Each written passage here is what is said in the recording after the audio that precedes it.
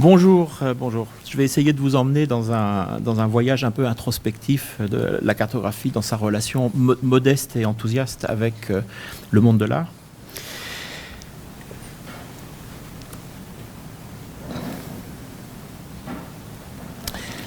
Me voici dans un musée face à une de mes œuvres cartographiques. Alors, j'ai toujours trouvé très bizarre de me retrouver dans les musées d'art.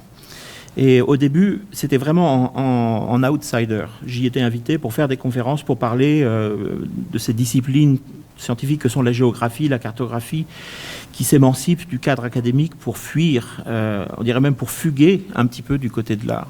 Comme si le monde académique et les scholars découvraient, et en particulier les géographes, que quand ils produisent et qu'ils créent des cartes, ils les créent avec des formes, des mouvements, des couleurs, et que c'est en somme les moyens de l'art. Mais ils le découvrent, enfin, ils en sont conscients, mais ils ne veulent pas trop le savoir. Pour eux, la cartographie, c'est un objet scientifique, et ils vont peut-être considérer que la carte comme une œuvre d'art, voilà, ils ont un peu de mépris pour ça. Enfin, plus maintenant, mais c'était comme ça quand j'ai commencé mes études.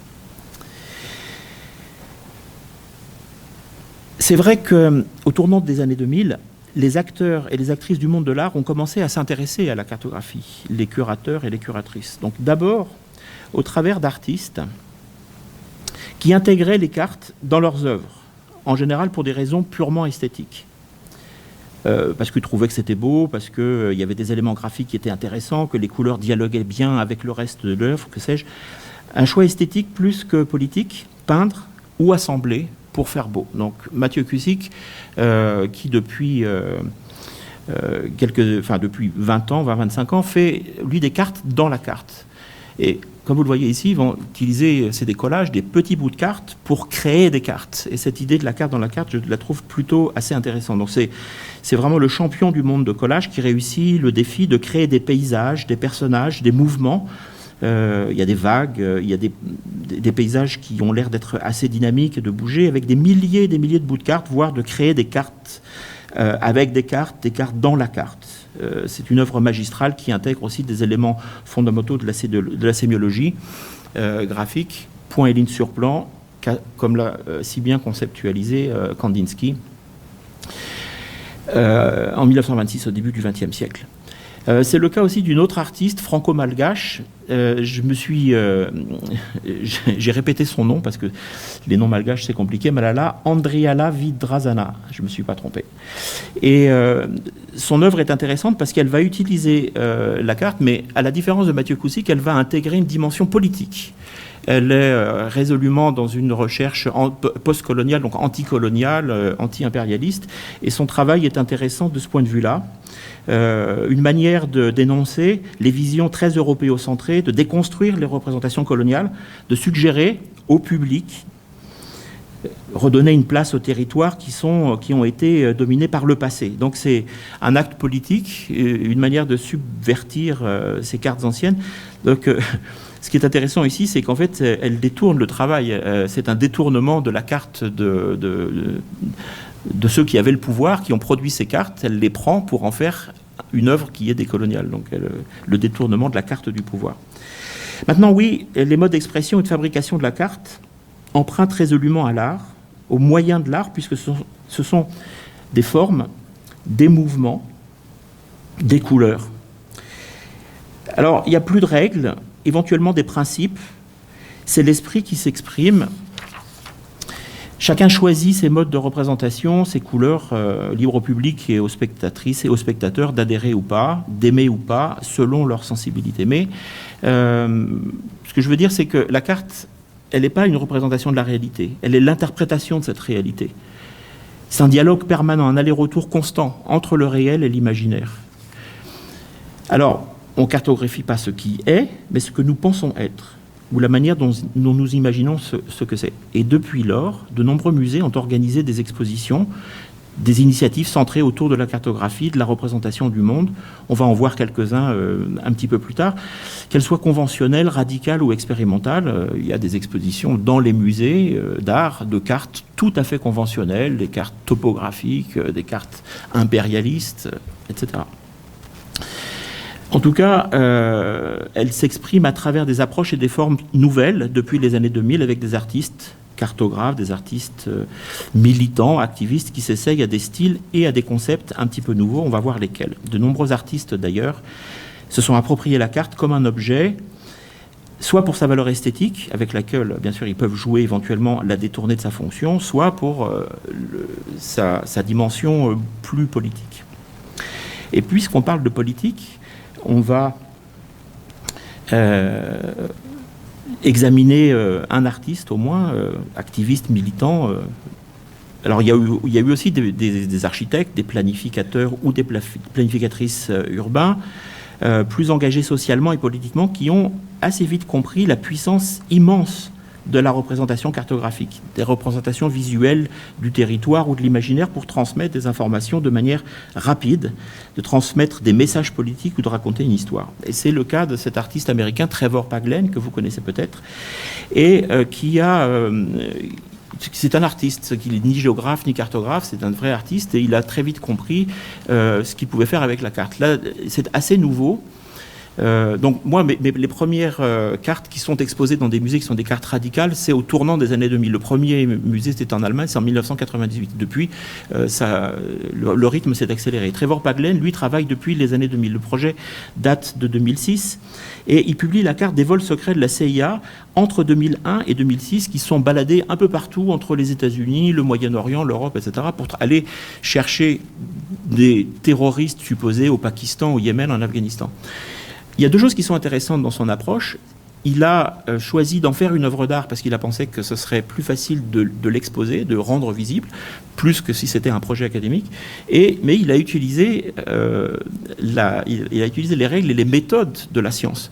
Parce qu'en fait, ce qu'il a fait, il a fait un acte collectif. Il a ouvert une feuille Excel et puis il a demandé à des milliers et des milliers de gens qui se baladaient un peu partout dans le monde. Moi, je travaillais à l'ONU à cette époque, je me baladais beaucoup en Asie centrale, au Kyrgyzstan, d'arriver sur un aéroport, et puis dès qu'ils vont envoyer un avion blanc sans trop de marques, etc., de repérer l'heure, le jour et le numéro de l'avion, et d'envoyer tout ça à Trevor, qui a constitué une énorme base de données. Et puis, quelque chose qui était tout à fait étonnant, c'est qu'aux États-Unis, tout est public, y compris quand la CIA ou quand le FBI charter a flight, c'est dans une base de données qui est accessible, donc on le sait. Et il a croisé les données visuelles avec les données des bases de données américaines du mouvement des avions, et le résultat, vous l'avez sous les yeux, c'est la carte des vols secrets de la CIA. Pour rendre public ça, il a loué un panneau de 13 mètres à Los Angeles, il a appelé toutes les télés, il a dit, voyez, ce que votre gouvernement fait avec votre argent, c'est qu'ils vont chercher des gens dont ils ne savent pas s'ils sont coupables ou pas, ils les amènent à Guantanamo ou dans des prisons en Lettonie ou en Tchécoslovaquie, grands amis des Américains, pour les torturer sans autre forme de procès, donc quelque chose de complètement en dehors, c'est vraiment la justice en dehors de la justice. Le résultat de ça, c'est la fin du programme en 2006. Donc ça veut dire que ici, on est tout à fait dans ce qu'était l'esprit de ceux qui se sont lancés dans cette cartographie radicale avec l'aide de l'art. Donc ça a été exposé dans des musées, comme l'était naturellement Marc Lombardi, par exemple, ou le groupe d'art argentin qui a dénoncé les bourreaux de la dictature argentine. On est au début des années 2000. Phase 1, je fais sérieusement l'état des lieux, de manière scientifique, pour être crédible. Phase 2, je veux un effet sur la société. Je veux que les arbres sentent la différence, voilà. Donc là, il a fait l'assessment, phase 1. Phase 2, le gouvernement américain a été obligé, devant le scandale, d'arrêter le programme. Donc voilà un premier exemple. Tiens, voilà le panneau. Alors, naturellement, ce que Trevor raconte, ça le fait rire maintenant, mais pas sur le coup, c'est que quand il a appelé les télés et que ça a été rendu public, le FBI est arrivé à l'américaine avec 40 voitures, les sirènes, il a été arrêté, les menottes dans le dos, malmené, et puis ils l'ont gardé en prison parce qu'il était convaincu que toutes les informations étaient des informations confidentielles. Or, Trevor Paglen a montré que tout ce qu'il a sur sa carte, ce sont des informations qui étaient accessibles publiquement. Donc il n'a pas été inquiété. Vous pourrez regarder ce que fait, peut-être on parlera un petit peu tout à l'heure, si on a le temps, de Marc Lombardi. Marc Lombardi est aussi un artiste américain qui, au tournant des années 2000, va assembler des informations publiques pour rendre visibles des choses très opaques et tout à fait invisibles du fonctionnement de l'administration américaine avec les lobbies industriels et militaires. Et là aussi, c'est le conservateur du musée Whitney qui le raconte, qui dit, voilà, on a fait une exposition Marc Lombardi. Le jour avant le vernissage, même histoire, la police, 40 voitures, les sirènes, et ils confisquent tous les tableaux qui étaient exposés pour les amener au commissariat, ils les regardaient en disant mais tout ça c'est de l'information, on parle de Dick Cheney, on parle de l'administration américaine, de l'industrie, et tout ça c'est confidentiel. Et en fait, Marc Lombardi réussit, enfin les amis de Marc Lombardi, parce que je pense qu'il était mort à cette époque, réussissent à convaincre que toutes les informations étaient des informations publiques.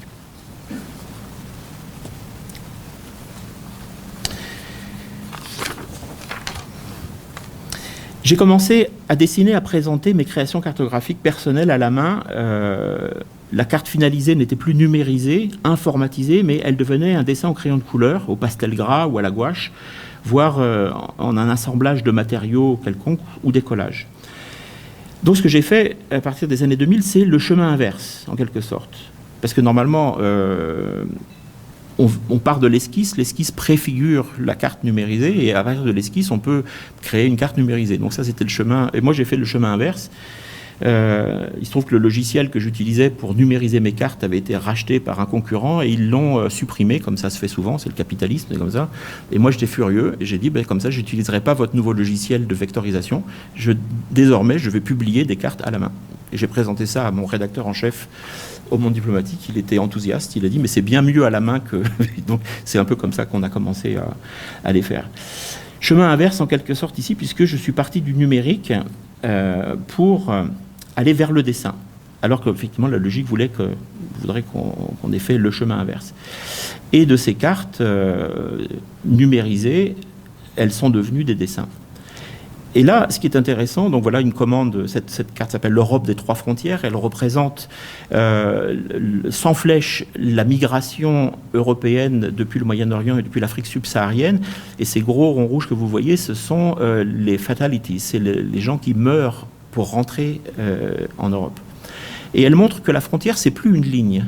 Et c'était ça la commande que m'avait faite le musée d'art moderne de Vienne, de montrer des visions de la migration qui soient un peu alternatives et qui ne soient pas celles qu'on voit habituellement, qui ne sont pas conventionnelles. Donc on avait renoncé à la flèche. Et ici, on montre qu'en fait, la frontière de l'Europe, c'est pas seulement la ligne Schengen, qui est la plus mortelle, 66 000 morts entre 1993 et 1995. De fait, on rejette en fait les gens à la mer, c'est les régulations européennes. C'est qu'il y a une pré-frontière, c'est qu'on donne de l'argent à des pays comme le Burkina Faso, comme le Mali, pour déjà arrêter les gens au milieu du désert. Le village saharien, c'est déjà la frontière de l'Europe, par le biais des politiques de transmission de pouvoir. Et puis, après, une fois qu'ils sont rentrés, s'ils y arrivent, ils sont arrêtés, ils sont mis dans des camps, c'est des points noirs, c'est la post-frontière. Donc vous avez une pré-frontière, une frontière et une post-frontière. Et qu'est-ce que l'étude montre ? Ce dont on n'était pas conscient, c'est que la frontière, elle est pixelisée, elle est partout. La frontière, c'est plus une ligne. La frontière, elle est partout, parce que dans la mondialisation, tout est étroitement en relation avec tout. Si l'Union européenne donne de l'argent au Nigeria, au Niger, au Mali, ça veut dire que, de facto, ils sont complices du contrôle frontalier, déjà très très loin de ce qui est la frontière officielle. Donc voilà ce que le musée voulait, et le musée trouvait que ça avait beaucoup plus de force. Et le fait que ce soit une esquisse, on a travaillé avec des chercheurs africains et avec des exilés africains avec qui on a fait des entretiens. Et au moment du vernissage, ils se tenaient à quelques mètres de cette grande carte. Et puis, moi j'étais derrière, un peu plus loin, ils ne me voyaient pas. Et tout d'un coup, il y en a un qui dit en dessinant cette carte, on voit que le cartographe était très en colère. Et ça, j'ai trouvé intéressant, parce que si vous ouvrez une page de votre journal quotidien ou de votre hebdomadaire, vous n'êtes pas nécessairement en colère. Enfin, vous pouvez vous dire, tiens, oui, je viens de recevoir une information, mais c'est quelque chose qui est assez froid, assez neutre, assez scientifique. Et tout à coup, on s'est rendu compte que, par le biais des moyens de l'art, on pouvait redonner de l'émotion, on pouvait réhabiliter l'émotion dans la carte. Une fois qu'on a réhabilité l'émotion, il fallait aussi réhabiliter les êtres humains, parce que là, on manque quand même beaucoup d'êtres humains quand même dans cette carte, on y reviendra. C'est des ronds rouges, c'est des volumes, mais en tout cas, c'est pas des êtres humains. Donc on est résolument dans l'acte politique. Alors, Mina Cuevas aussi, qui est une artiste mexicaine très intéressante, s'est aussi emparée de la carte, mais elle n'a pas fait elle-même les cartes, elle a pris contact avec moi, elle m'a dit, moi j'ai une idée pour une œuvre, je suis dans le nord de la Norvège, je fais une résidence, et ta carte de la pollution de la région Barents, elle résonne, elle va dialoguer formidablement avec une des œuvres que je suis en train de préparer.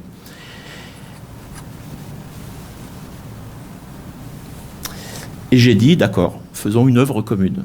Et donc, on a cette œuvre s'appelle le génocide environnemental dans l'ordre de la Norvège. C'est certainement un petit peu excessif, mais en tout cas, le fait que ce soit dans un musée, ça a suffisamment fait scandale pour que le gouvernement norvégien fasse une...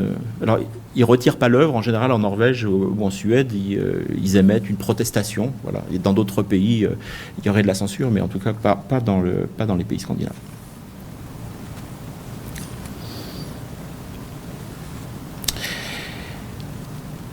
Donc c'est à ce moment où je me suis un peu perdu dans mon identité. Je commence à exposer dans le musée, je deviens artiste par extension ou par délégation, sans vraiment me reconnaître comme artiste, parce que j'ai l'impression que c'est un peu une imposture. Je suis géographe, je suis cartographe, je me considère un peu comme spécialiste de sciences humaines, ou comme se reconnaissait le grand Otto Neurath, designer d'information, information designer, ou visualisateur d'informations et de données. Il et elle sont les créateurs des isotypes, Otto et Marie Neurath. Et voilà. Et isotype, c'est cette méthode qu'ils ont mis au point, très minimaliste, très simple, avec une économie énorme de mots. Et comme on est dans les années 25, Neurath est un communiste, il fait la révolution allemande, on le met en tôle, mais lui, son souci, c'est d'informer les classes populaires, d'informer les classes laborieuses, qui sont en grande partie analphabètes. Donc il faut qu'ils puissent comprendre l'information politique et géopolitique. Voilà, ces gens-là n'ont pas accès aux encyclopédies, aux journaux, et lui, il va travailler et créer un corpus de cartes très très simple qui peut être compréhensible même si on ne sait pas lire. Et là où il est intéressant, c'est que ces cartes deviennent de véritables œuvres d'art. Tout ça, c'est fait à la gouache. Et il va créer un musée de l'isotype à Vienne. Et sa méthode va faire le tour du monde. Et on va retrouver des atlas et des livres, mais on va surtout retrouver ces cartes sous forme de grands panneaux qui vont être exposés dans des musées d'art. Donc là aussi, cette rencontre absolument extraordinaire. Et lui, il a toujours dit, je ne me suis pas rendu compte de ça, je n'ai pas fait ça pour être au musée, je ne suis pas un artiste. Je suis un politicien, je suis un communiste convaincu, et je veux que les classes laborieuses puissent aussi avoir accès à l'information.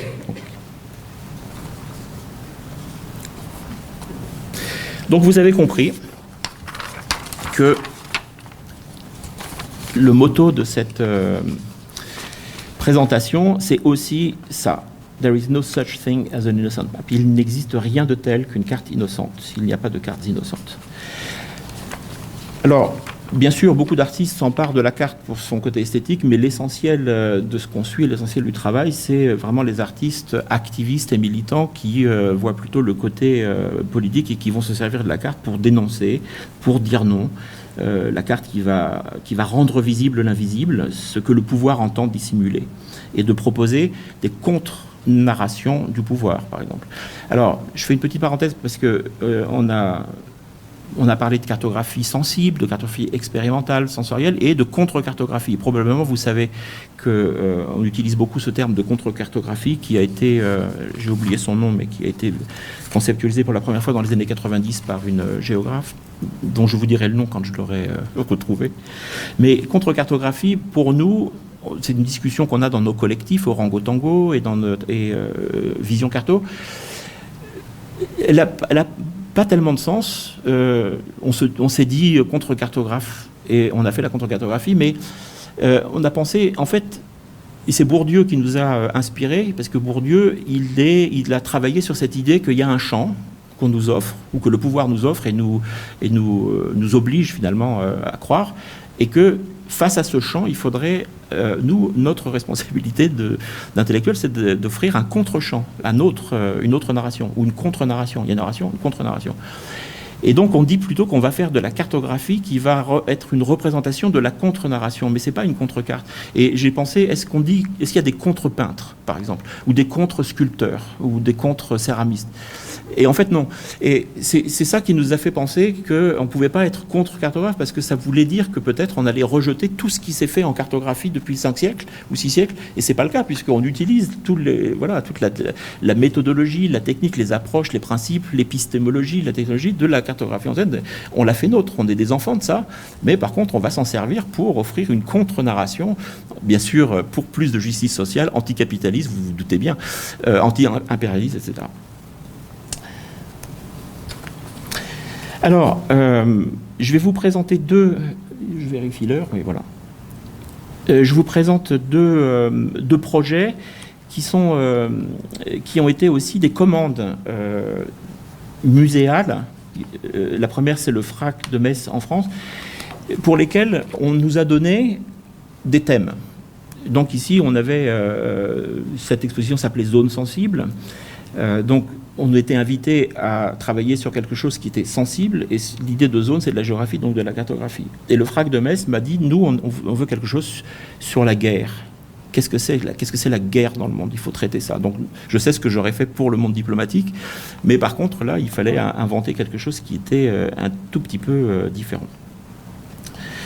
Donc, cette carte, elle est monumentale, elle fait 13 mètres de large, elle est intitulée « 200 ans de guerre et de mort dans le monde », où tous les conflits sont représentés en fonction du nombre estimé de victimes dans une dimension temporelle, une manière d'introduire la multidimensionnalité, c'est-à-dire qu'on a la géographie de la guerre et on a aussi le temps que ces guerres ont duré. Et cette carte, quand elle entre au musée, elle change de statut. A priori, l'étude que j'ai faite, elle est scientifique, donc c'est un objet scientifique, c'est une carte qui représente le monde ou son fonctionnement, elle est construite sur des bases de données scientifiquement traitées, voilà. Mais la carte, elle devient aussi, en plus, de fait qu'elle rentre une œuvre d'art. Et là, je ne suis pas tout à fait sûr si on va créer une carte qui va représenter 66 000 personnes qui sont mortes illégitimement en essayant de rentrer en Europe pour exercer un droit qui est le leur. L'article 13 de la Déclaration des droits de l'homme, on peut circuler partout. Et si on en fait une œuvre d'art, est-ce que c'est pas obscène quand même un peu de se dire on fait pas de l'art avec 66 000 morts? Donc il y a aussi toute une réflexion derrière ce qui se passe, qu'on représente et pourquoi on le fait. Mais on sait pourquoi on rentre au musée, c'est pour être plus visible et c'est pour que l'information passe plus. Donc ça, c'est ma justification. Mais en tout cas, c'est une question qu'on se pose. Donc voilà le musée, et vous voyez ici qui se dessine cette frise. Alors, j'ai résolument pris le parti de ne pas être géographique et d'être plutôt... Alors, elle est spatio-temporelle, puisque chaque ligne représente ici un continent. De loin, vous pouvez voir des masses. Et en fait, ce que je voulais faire, c'est que je voulais montrer, sur les 200 années, je voulais que les gens tout de suite aient pouvoir englober cet espace complet et avoir une vision immédiate de ce qui s'est passé pendant 200 ans. Et on découvre des choses. Donc, la dimension, alors la distance, la taille de chaque trait, c'est la durée de la guerre. Et l'épaisseur, c'est le nombre de morts. Donc en fait, on est dans un système qui est bijectif, et vous vous rendez bien compte, là on voit très bien la Première Guerre mondiale et la Deuxième Guerre mondiale, c'est un nombre de morts énorme sur un très court laps de temps. Au Congo, on a 11 millions de morts, mais c'est sur 30 ans. Donc en fait, c'est moins impressionnant, mais ça relève de la réalité spatio-temporelle. Donc c'est ça que j'ai voulu montrer. Je montre quelques... Alors nous n'avons pas encore, elle n'est pas publiée encore, pour l'instant elle appartient, cette frise et ce travail appartient au musée, mais on va en faire une publication en leaflet, c'est-à-dire on va la rendre disponible sur le site de notre collectif gratuitement. De toute façon, nous, nos collectifs, c'est tout en open source, gratuit, disponible toute l'année, tout autour du monde, donc c'est pas du tout un problème, et vous pourrez retrouver, si ce travail vous intéresse, naturellement, vous le demandez à Bahor, qui aura toutes les images, c'est pas du tout un problème.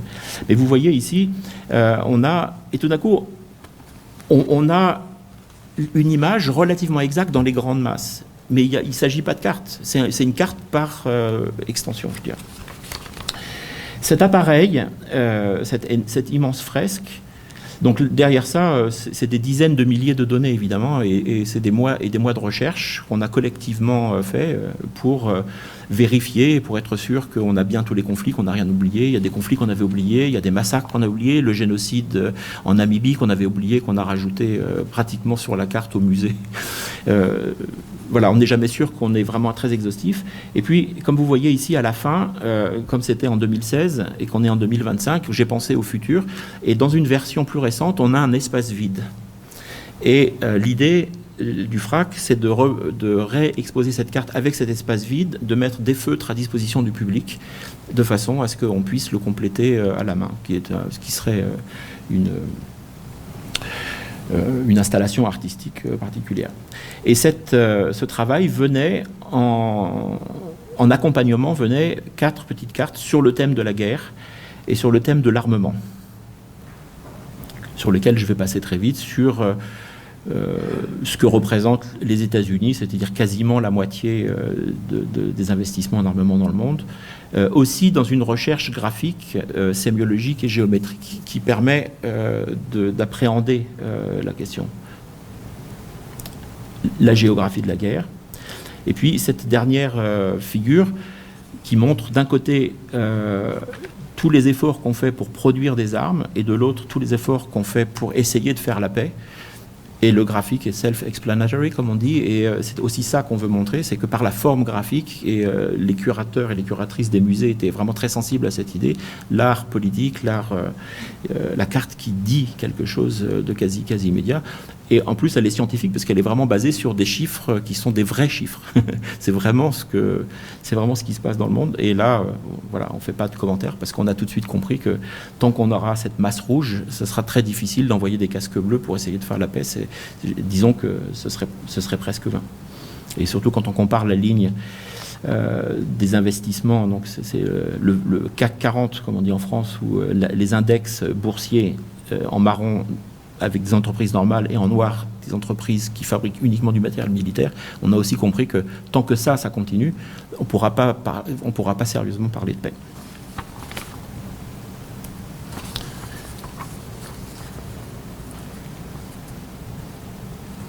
Très rapidement, je voudrais vous présenter aussi une autre œuvre monumentale,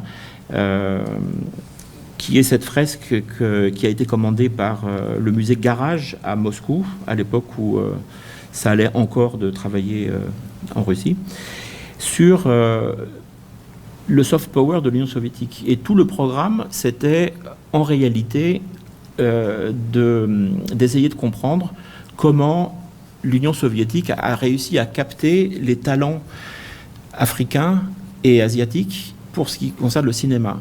Beaucoup des réalisateurs africains ou indiens, etc., n'avaient pas accès à Hollywood pour se former, par racisme, tout simplement parce que les Américains n'en voulaient pas. Et les Soviétiques ont vraiment récupéré tous ces talents. Et une génération entière de cinéastes ont été formés en Union soviétique et sont revenus et ont fait du cinéma en Afrique en ayant été formés dans les écoles à Moscou. Et on m'a demandé de dire oui, mais ça s'est fait dans un contexte. Et en fait, moi, j'ai travaillé sur le contexte. Quelle était la relation de l'Union soviétique avec le reste du monde pendant toute cette période de la guerre froide.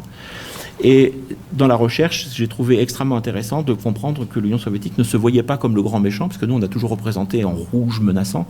En réalité, ils se voyaient comme des bienfaiteurs, et ils avaient des programmes très développés. Ils ont énormément investi. Brejnev, quand il va faire un voyage officiel en Égypte ou dans un pays qu'il soutenait, il y va 3 semaines. Ils vont avec une équipe de cinéma, ils font des films qui durent 1h30. Il y a des musiciens qui composent des symphonies qui sont jouées pendant... C'est les actualités, hein, on ne parle pas de films documentaires. Voilà, ils prennent vraiment ça très très au sérieux. Et moi, on m'a demandé, sur la base de ça, de créer cette carte.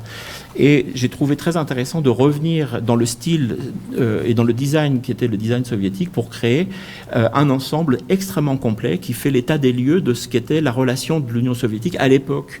Là, on ne le voit pas. Vous pourrez la regarder un petit peu plus précisément quand vous l'aurez, mais on a les transferts d'armes, on a les transferts d'étudiants. Voilà. Il y avait tout un monde qui nous a échappé et qui a été rendu visible par le biais de ce travail. Et le musée avait mis à ma disposition aussi une équipe. Donc, alors, À l'arrivée, on a une œuvre qui est résolument une œuvre artistique, qui est exposée dans un musée, qui est destinée à être exposée dans un musée qu'on ne retrouvera pas dans un manuel scolaire, et qui en même temps est complètement construite et basée par les méthodes de la science sociale, les plus sérieuses possibles, c'est-à-dire la constitution des bases de données, les croisements, on vérifie tout. Il faut que je me dépêche parce que je ne vais pas avoir le temps sinon. J'ai mon chronomètre, il faut que je le remette.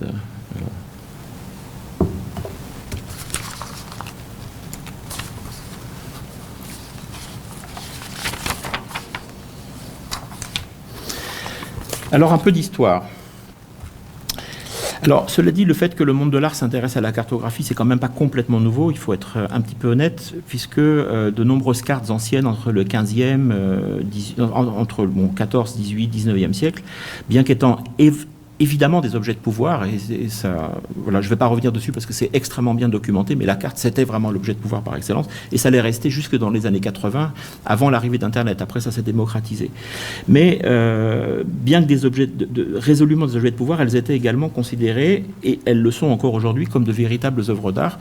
En témoigne le marché le formidable marché de l'art sur les cartes anciennes, où il faut parfois dépenser des dizaines et des dizaines de milliers d'euros ou de dollars pour acheter ces cartes.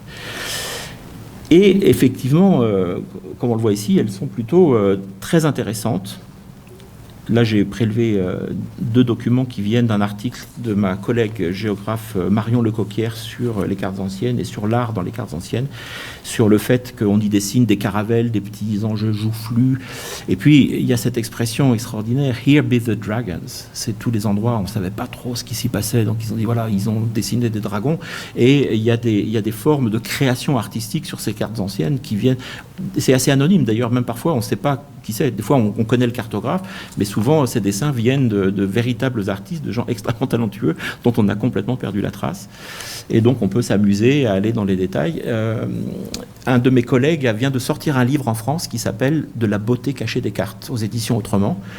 Si vous l'avez ou si vous le feuilletez, il est allé chercher ces petits détails dans les cartes anciennes. Et quand on regarde de près, tout à coup, sur ces cartes qu'on connaît depuis des années, on découvre des choses extraordinaires de subtilité, de beauté et d'élégance.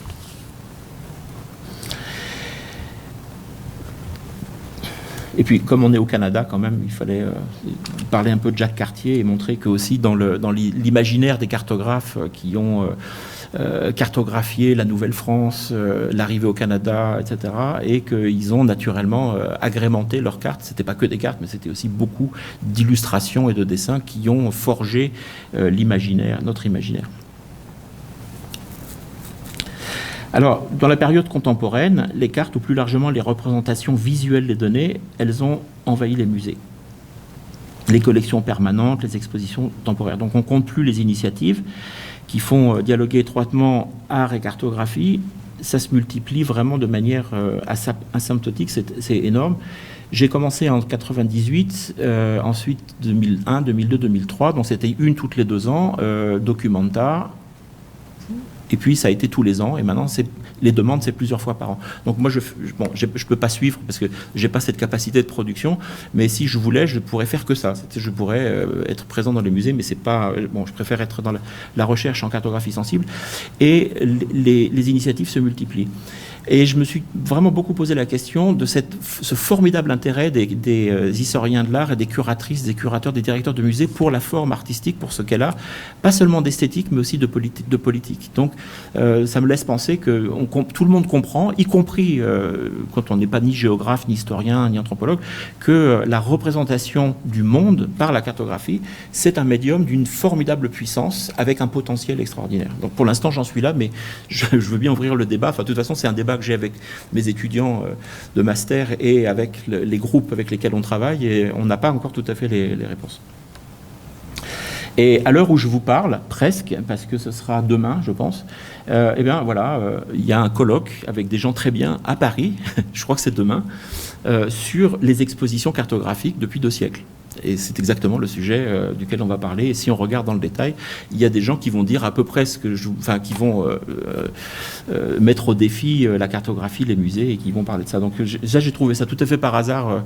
Je m'en suis rendu compte dans l'avion, c'est pour ça que je l'ai rajouté quand j'étais dans l'avion pour vous le montrer. Et il faudra aller voir les actes parce que il y a des gens vraiment superbes avec des réflexions dont je pense qu'elles seront extrêmement intéressantes. Alors, comme on a encore un petit peu de temps, quelques minutes pour vous parler, puisque j'ai dit que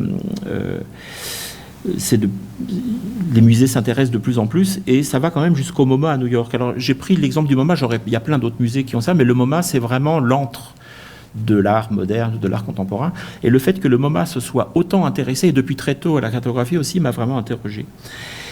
Si vous allez sur le site du MoMA et que vous faites une recherche Maps, vous allez avoir des dizaines, voire des centaines des choses extrêmement intéressantes.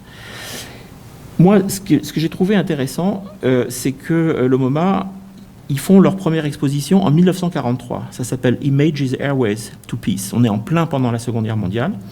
Je vais revenir dessus, mais avant, je me suis rendu compte qu'une de mes collègues, Federica Framapane, qui est d'Italie, elle a 3 œuvres.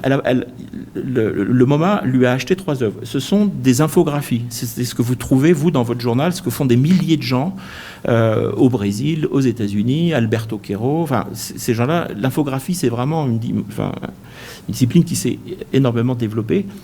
Et Federica, elle a réussi à capturer l'attention de quelqu'un au MoMA. Elle lui a dit, mais ce que tu fais est merveilleux, d'où on considère que c'est une œuvre d'art, et donc on va mettre cette œuvre d'art dans la collection. Donc je ne sais pas s'ils les ont achetées ou si c'est un don, mais en tout cas, ils y sont en bonne place, et je crois que c'est la première fois qu'une infographiste, cartographe, je crois qu'elle était étonnée elle-même, est rentrée au musée. Donc ici, il faut que je regarde ce que ça représente.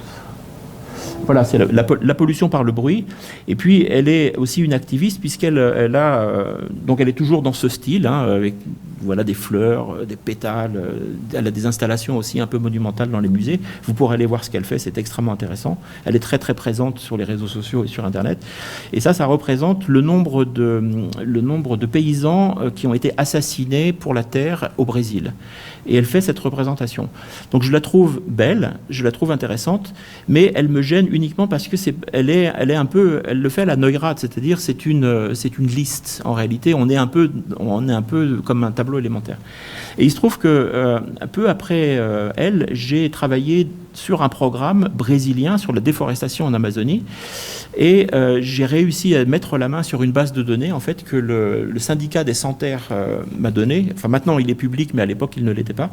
Et ils ont géolocalisé des centaines et des centaines de meurtres et d'assassinats de fermiers qui voulaient pas partir, ou de gens sans terre, ou d'activistes, etc.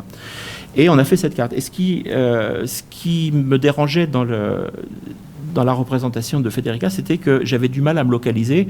Je lis Para, je lis le nom de l'État, mais je ne vois pas où c'est. Alors qu'ici, on a les concentrations, et on a la dimension temporelle, on a la dimension spatiale, et on a la dimension du volume du nombre de gens qui ont été assassinés.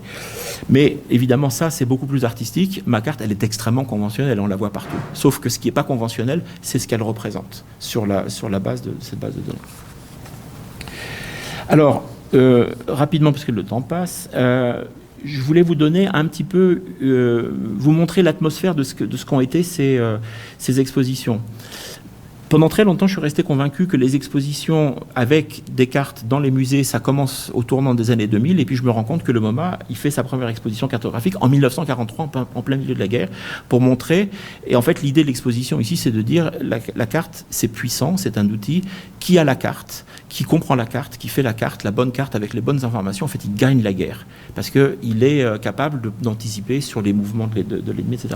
Et à l'époque, il n'y avait pas encore forcément les images satellites, la photo, enfin il y avait des photos aériennes, il y avait des missions aériennes espions, mais ça restait très élémentaire, je dirais. Donc 1943, et je trouve intéressant qu'ils mettent en exergue, en valeur, et qu'ils disent publiquement qui a la carte, a le pouvoir, et qui a la carte gagne la guerre. La deuxième exposition arrive beaucoup plus tard, c'est Mapping en 1995, on est toujours au MoMA. Et là, vous allez reconnaître ici cette carte de Jasper Jones, qu'il a construite qu'il a fabriqué en collaboration avec le créateur de la carte.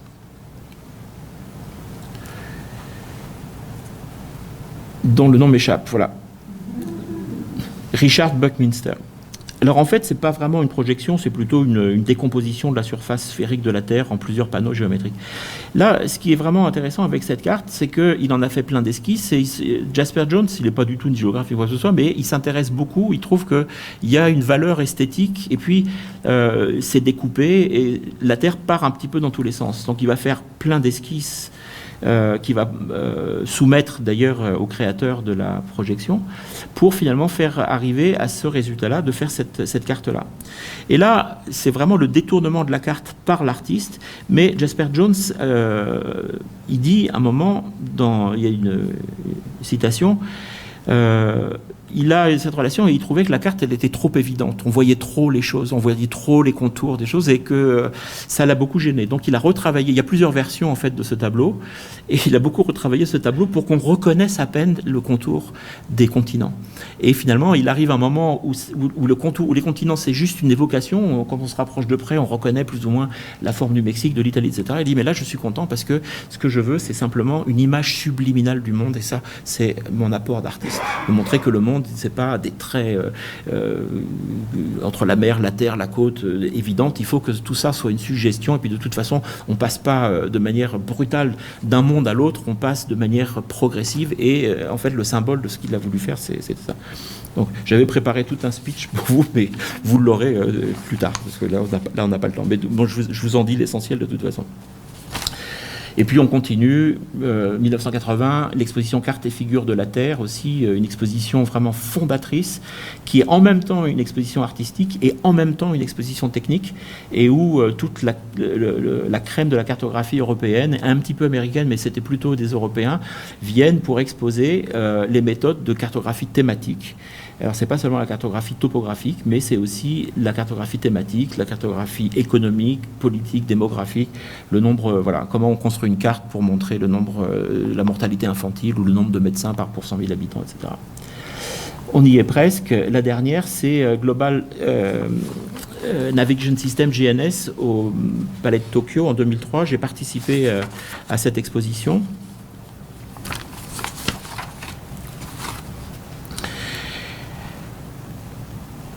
Et dans cette exposition, on a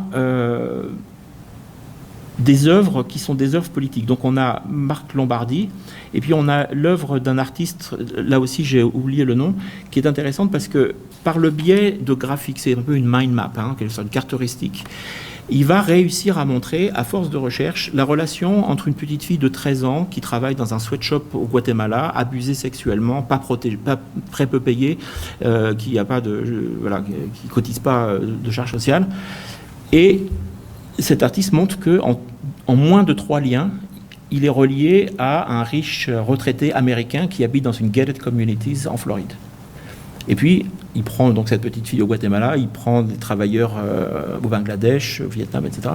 Et il a tout ce tableau, il montre ça. Et on dit de lui, non, c'est pas vrai, c'est pas possible que ce soit aussi direct. Et lui, il a dit, mais j'ai les preuves, j'ai travaillé, et je vous montre que la société qui emploie cette petite fille, c'est un sweatshop, elle est basée à Rockabat, enfin en Floride, dans cette ville, Rockabaton, je crois que c'est Boca Raton, oui, c'est le contraire. Un peu dyslexique. Boca Raton, et qui est un lieu connu pour justement l'hébergement de ce genre de société, et qu'ils ont des actions, et que les riches retraités qui habitent dans des gated communities en Floride possèdent des actions, donc un lien direct de support pour ça. Cette carte-là, de Atkinson et Baldwin, donc c'est Art and Language, qui s'appelle Active since 1967. Elle vient avec une citation que j'ai trouvée fascinante de Charles Harrison dans un livre qui s'appelle Hostage, publié à Londres en 1988. Donc je vous la lis. Entre surface et profondeur, entre coïncidence et succession, entre abstraction et figuration, entre l'authentique et le faux, entre l'iconoclasme et l'idolâtrie, Entre les mots et les images, nous maintenons certaines distinctions qui sont les habitudes socialisantes de notre culture. Et là, vous avez tout ce qu'est la cartographie, avec son apport d'imaginaire. On est toujours entre le réel et l'imaginaire. On est toujours entre les mots et les images. On est toujours entre l'authentique et le faux, parce que c'est de l'imaginaire, donc on ne peut pas dire que c'est faux, mais on ne peut pas non plus dire que c'est authentique, parce que on a un filtre, cartographie à travers le filtre de nous-mêmes. Voilà. Ah ben oui, je ne vous l'avais pas montré. Si je ne vous montre pas la carte, ça ne sert à rien. Donc voilà la carte d'Atkinson et Baldwin. Donc tous ces gens-là sont extrêmement bien référencés, soit sur le site de la MoMA, soit sur Internet, et je vous invite à y aller. Et la dernière en date, 2025, dans le pli des cartes à Nantes, qui présente cette extraordinaire fresque monumentale de Kate Crawford et Vladan Joler. Donc ça, il faut absolument y aller. Je vous la présente pas, c'est 500 ans d'histoire économique impérialiste. C'est une œuvre absolument extraordinaire. On peut y passer la journée, c'est un objet pédagogique, vous y amenez vos étudiants, et vraiment, vous avez l'histoire du monde en 5 siècles. C'est vraiment tout à fait fascinant. Et ils ont créé ça il y a quand même quelques années déjà, et depuis, ça fait le tour du monde dans les musées, tout le monde l'a repris. Et là, on est tout à fait dans le sujet, puisque c'est une œuvre cartographique, c'est une œuvre infographique qui n'a sa place qu'au musée, finalement. Et dans cette idée que le musée devient le lieu pédagogique où les enseignants vont emmener leurs élèves. Devant ma fresque de la guerre à Metz, les enseignants amenaient leurs élèves, ils mettaient des coussins par terre, ils ont baissé la fresque et ils faisaient le cours d'histoire en fait devant la fresque et devant les cartes. Il y a aussi donc cette idée que on ait cette fusion entre l'art, la science humaine et l'éducation aussi, qui est une dimension, j'en ai pas parlé, mais qui est aussi importante. Je vérifie l'heure, ne vous inquiétez pas. Donc, ici, dans cette exposition, pour les chercheurs, les chercheuses, les artistes qui ont été présentés, la carte, c'était vraiment essentiellement un médium pour tracer des récits alternatifs, que ce soit sur l'exil, les crises climatiques ou géopolitiques. Donc, je vais présenter ce soir des travaux sur l'exil et l'émigration, pas maintenant. On n'a pas le temps, malheureusement. Et avec cette idée, maintenant peut-être vous êtes convaincus, la carte c'est pas seulement un outil pour se repérer, mais c'est des terrains d'exploration artistique, des territoires pour rêver. La cartographie est une formidable machine à rêve, des narrations à écrire. Donc la carte c'est vraiment pas du tout un outil pour se repérer, mais aussi, au-delà de l'art, un moyen d'expression sur des sujets politiques, sociaux, culturels. Tout ça, c'est les thèmes de la contre-cartographie, entre guillemets, ou de la cartographie radicale, disons. Surveillance, accaparement du territoire, pouvoir, capitalisme, oppression. Et là, on fait le lit de Trevor Paglen, on fait le lit de toutes ces actions-là. Alors, il ne nous reste pas beaucoup de temps. Je voulais vous parler de Toril Johannessen, mais ce n'est pas absolument essentiel. Juste de savoir de Toril Johannessen qu'elle est une artiste norvégienne que je connais, qui m'a invité à venir dans son exposition et à faire c'est assez rigolo. Elle m'a dit: je veux que tu fasses un texte critique de mon travail. Donc j'ai fait un texte critique, mais il n'y avait pas beaucoup à critiquer parce que je trouve son travail tellement formidable que quand on a de l'émotion artistique, c'est-à-dire quand on voit des œuvres et que ces œuvres, elles vous font des frissons ici et là, c'est un peu difficile de critiquer. Donc j'ai fait un texte qui a été publié aux éditions de la Kunsthalle de Bergen, si ça vous intéresse, c'est en ligne.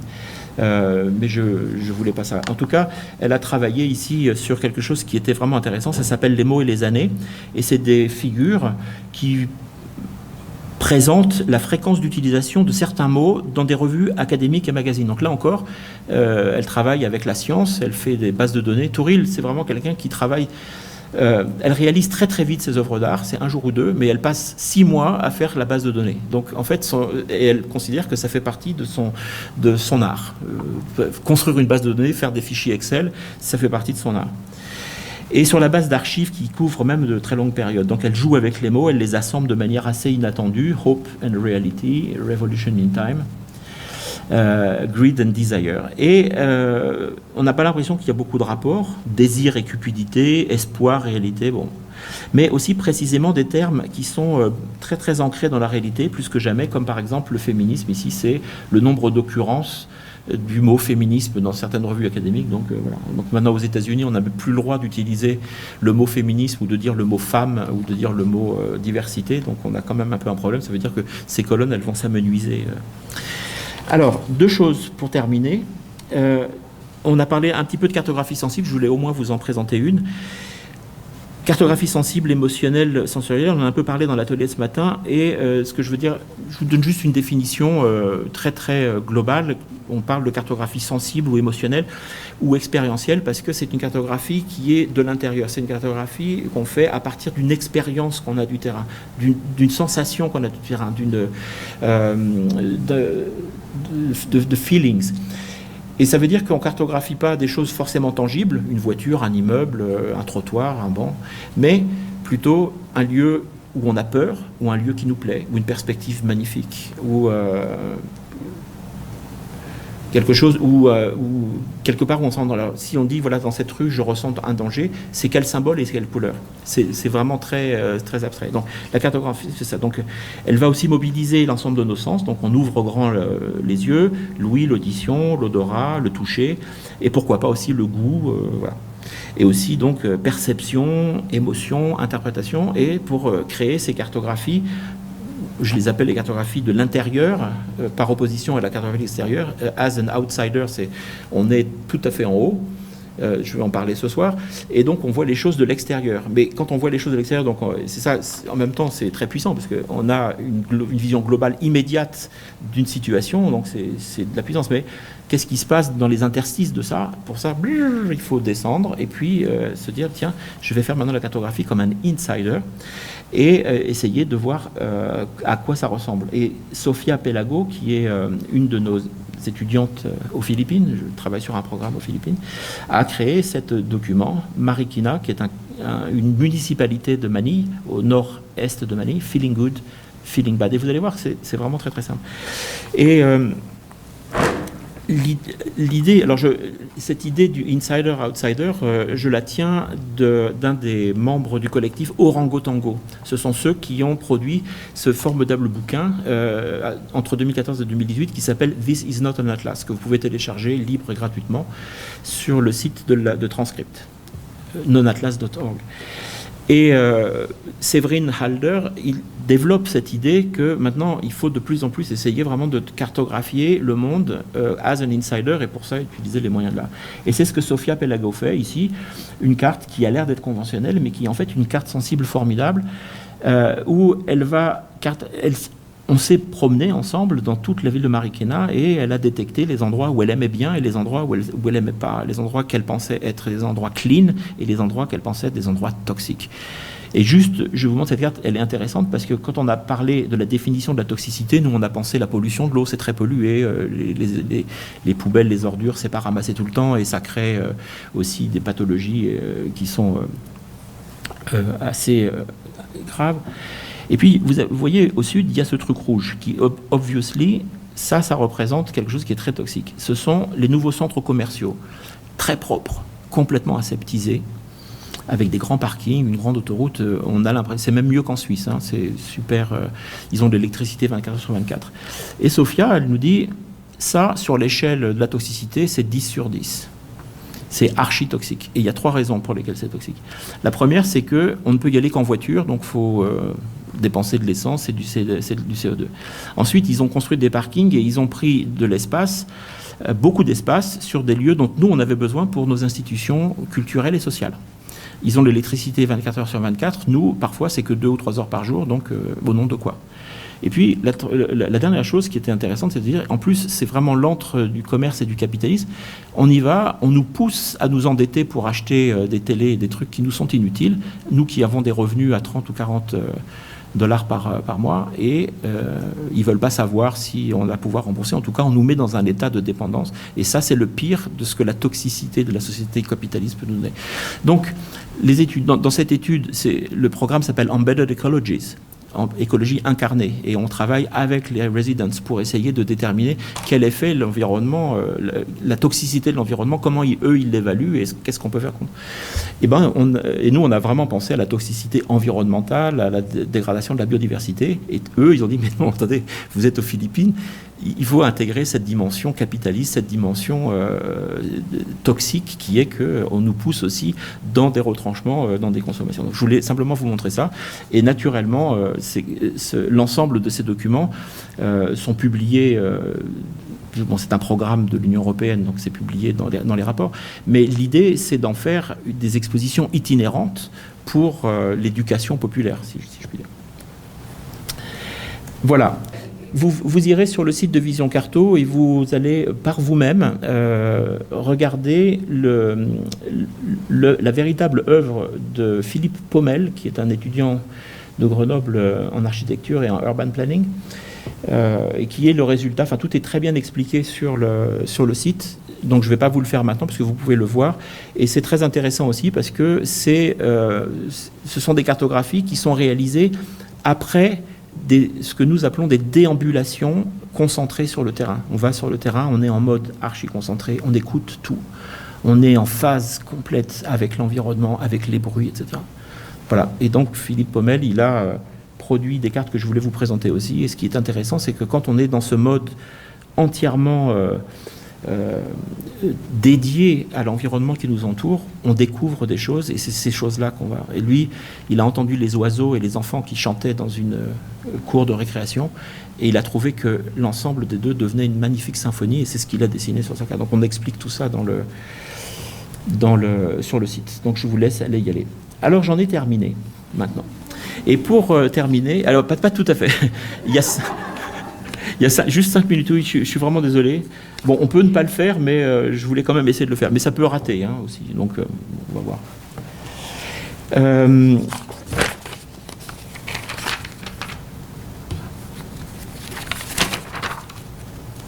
Voilà, juste pour faire une ouverture, aller un peu plus loin dans la représentation artistique, je voulais vous présenter une carte migratoire dansée. Donc c'est un petit extrait d'une performance qu'on a créée avec une collègue sociologue en France, qui est une œuvre carto-artistique. Et c'est une œuvre qui se présente sous la forme d'une installation articulée, narration, image, mouvement et musique. Et c'est une mise en scène des itinéraires de l'exil. Alors, je vais essayer de vous le faire. Je ne vous garantis pas que ça marche. Parce que, enfin, je l'ai répété, mais ça peut ne pas marcher. On va voir. Et c'est 4 minutes en tout, pas plus. Avec mes tendres excuses pour le retard.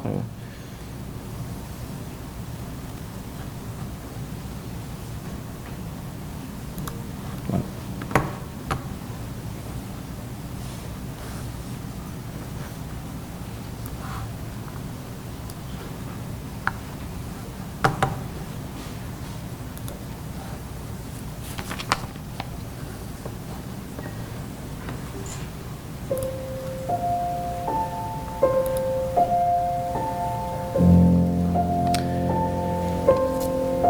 Deux chorégraphes, Kaena Sana, artiste plasticienne originaire de Tunisie, et Nina Negri, chorégraphe venue d'Italie, se donnent la main au-dessus de la Méditerranée. Elles ont imaginé de mettre en scène l'expérience de la migration, avec un travail sur le mouvement des corps. Autrement dit, de fabriquer la carte dansée. Elles vont apporter à la cartographie de la migration, en quelque sorte, quelque chose qui lui manque. Elles vont lui apporter les êtres humains.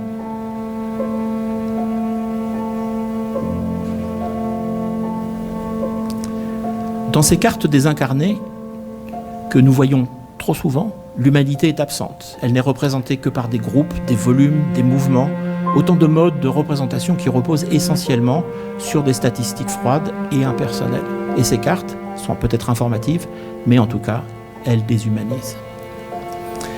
Et pour réhumaniser ces figures, les deux chorégraphes m'ont d'abord demandé de tracer une carte d'itinéraire migratoire entre l'Afrique, le Moyen-Orient et l'Europe. Et puis, elles ont ensuite livré cette carte à des danseurs et à des danseuses à qui elles ont demandé de s'en approprier les contours, les mouvements et les couleurs et l'atmosphère. Pour la plupart de ces danseurs et ces danseuses, sont des migrants et des migrantes, des exilés venus d'ailleurs, qui ont quitté leur chez-soi là-bas, dans l'espoir de se retrouver un chez-soi ici, avec l'espoir d'un accueil. Ils et elles ont vécu dans leur chair la douleur du départ, la brutalité de la traversée des frontières. Et c'est sur la base de cette carte et de leurs propres expériences migratoires que les danseurs et les chorégraphes, ensemble, ont inventé des manières de représenter, par la danse, les mouvements des corps aux différentes étapes du voyage.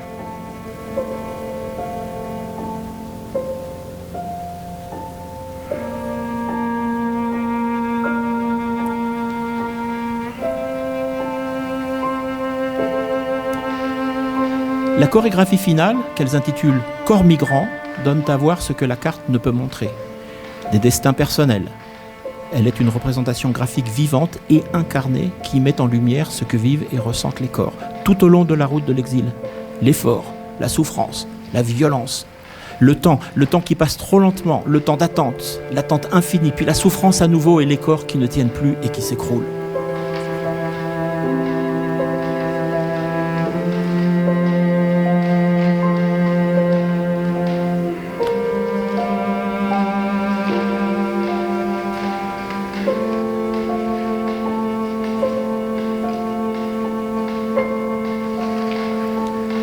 Kaena Sana et Nina Negri, avec les danseurs et les danseuses, proposent ici une manière de se réapproprier l'expérience migratoire, pour dépasser le traumatisme, une manière de la transcender, pour mieux la comprendre, pour mieux la faire comprendre, mais aussi pour reprendre possession de leur vie et pour reprendre possession de leur corps.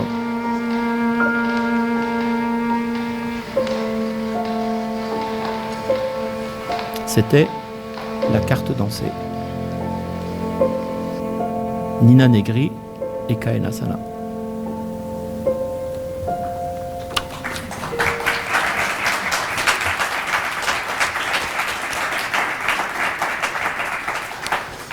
Avec toutes mes excuses pour le retard.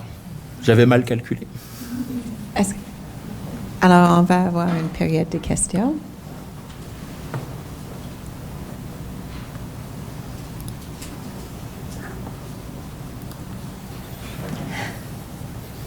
En fait, je peux continuer s'il n'y a pas de questions.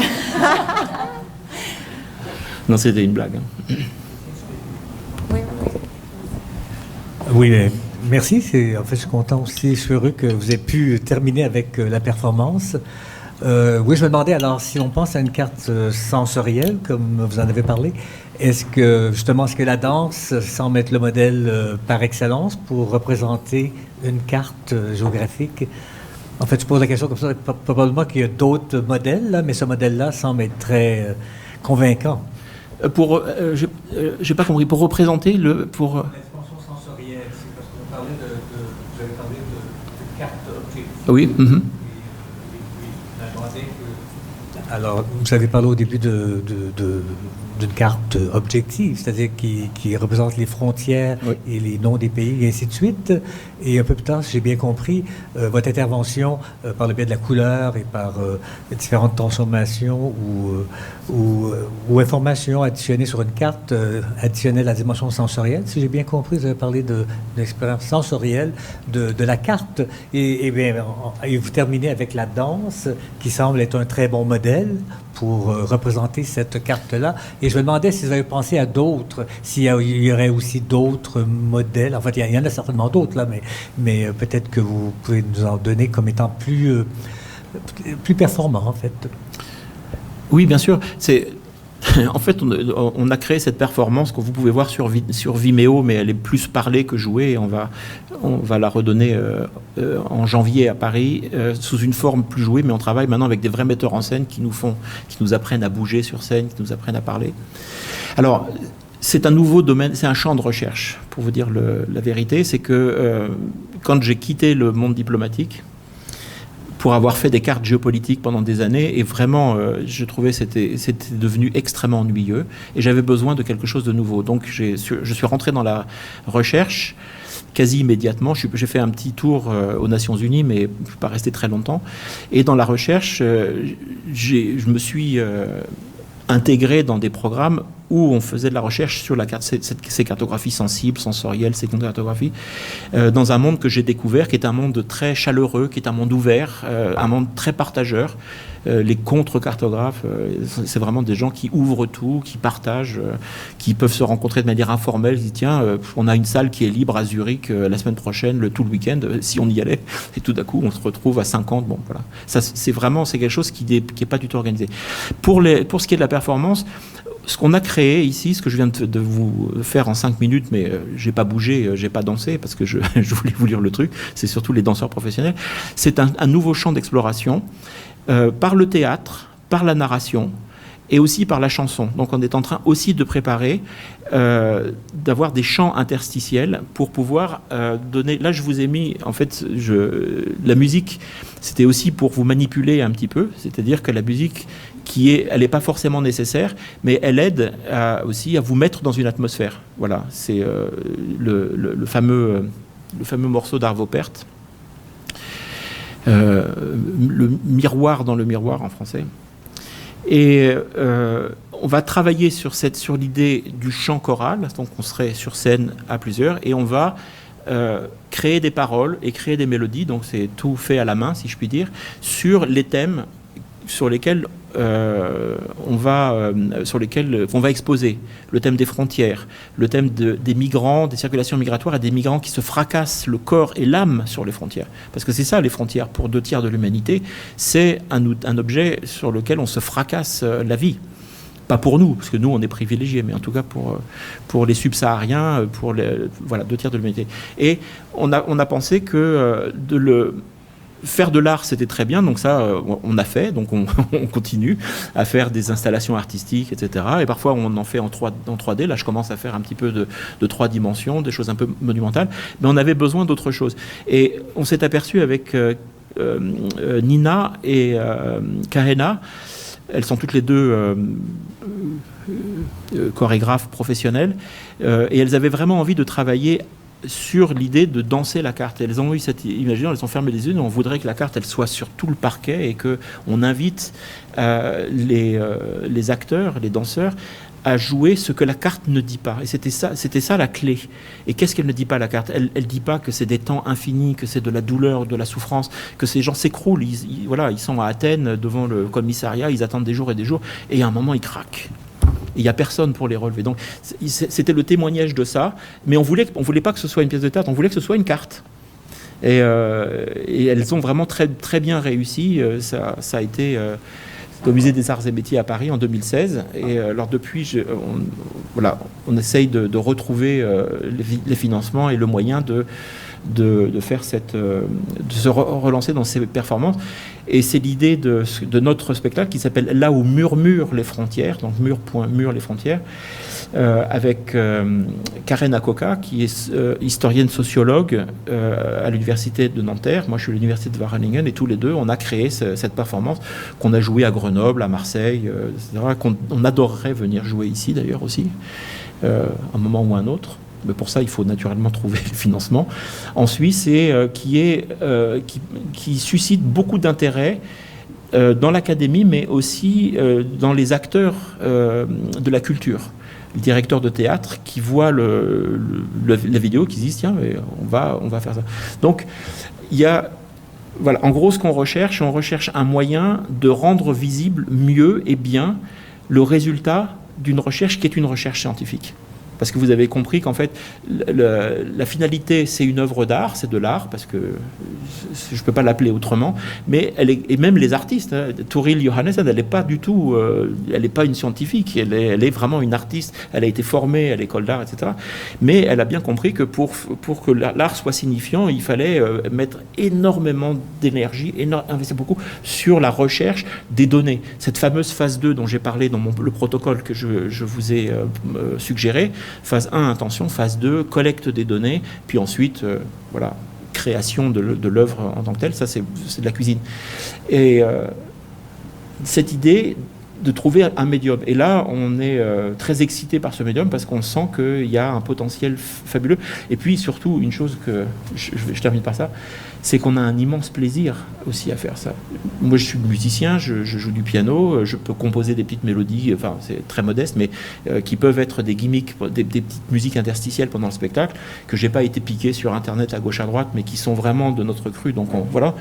Et le plaisir. Et ça, il faut pas oublier que dans nos métiers, c'est aussi le plaisir de créer quelque chose, que ce soit bien, pas bien. Après, c'est le public qui va juger. Donc, ça, c'est aussi une dimension qui est importante.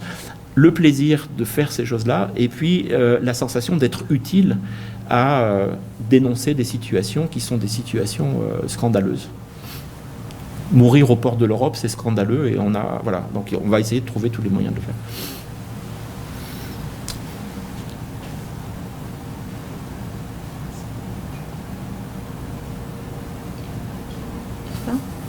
Oh oui. Alors, merci beaucoup pour votre présentation. C'était très intéressant. Je voulais savoir si vous diriez que dans votre travail ou dans les travaux que vous suivez des autres artistes et tout ça, il y a toujours, quand on parle de cartes, une dimension spatiale.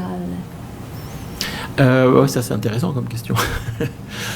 La géographie, c'est a priori, si on se limite à la définition de ce qu'est la géographie, c'est l'étude de l'espace et de ce qui se passe sur cet espace et comment les sociétés humaines produisent leur espace, enfin, et par extension, comment les sociétés animales utilisent l'espace. Et voilà, c'est cette idée entre la production de l'espace, l'utilisation de l'espace, de savoir si...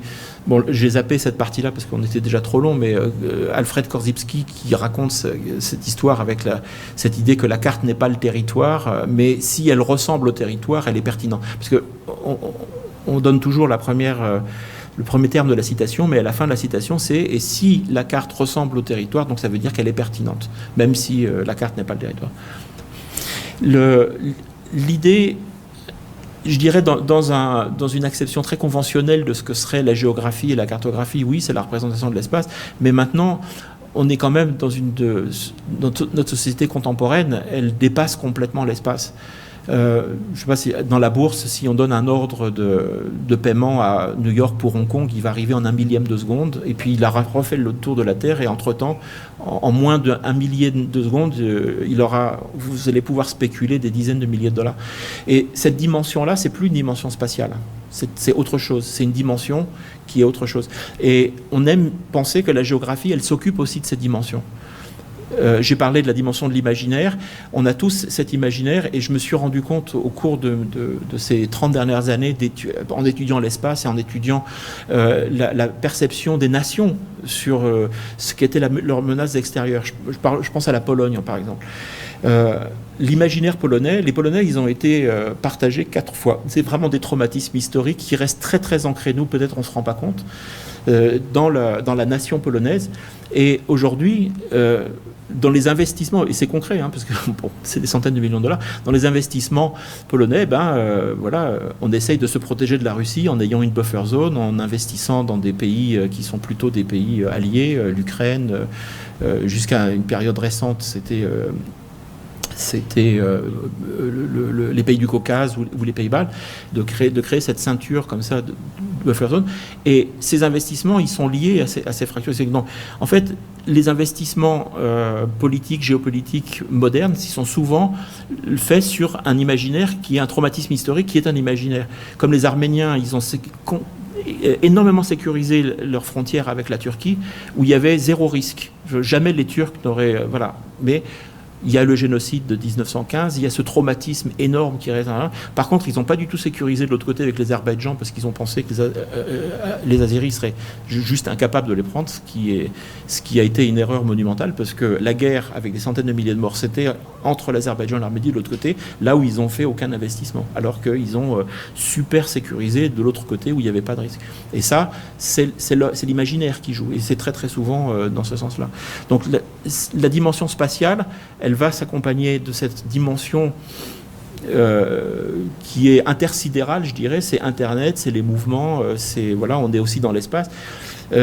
je voulais aussi dire que la carte, elle est multidimensionnelle, c'est-à-dire elle est dans l'espace et elle est temporelle. Donc on a la dimension temps qui joue parce que les choses prennent un certain temps à se faire sur un espace. Puis il y a une troisième dimension qui est la dimension de l'imaginaire parce que c'est comme ça qu'on l'interprète. Donc elle est déjà tridimensionnelle, mais il y en a une autre qui est la verticalité parce qu'on est à l'ère des drones, à l'ère des avions, à l'ère de l'espace et ça a un impact sur nos sociétés, tout ce qui se passe entre 0 et 1000 km. Et dans le sud, pareil. Donc la dimension de la verticalité, c'est pas la dimension spatiale, c'est encore autre chose. Et voilà, donc c'est pour ça qu'on développe ce concept, qu'on est en train de mettre au point de la multidimensionnalité de la carte qui intègre, et peut-être on trouvera d'autres dimensions qu'on n'imagine pas aujourd'hui. Alors, la question de la spatialité en géographie, c'est absolument fondamental, on peut vraiment l'apprendre, c'est aussi un champ de recherche. Hein. Si jamais il y avait des étudiants qui voudraient faire un PhD...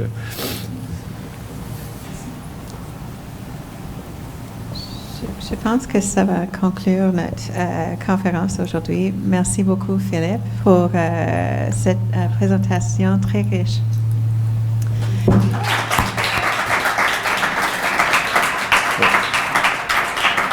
Merci à vous, et puis encore une fois, désolé d'avoir dépassé le temps.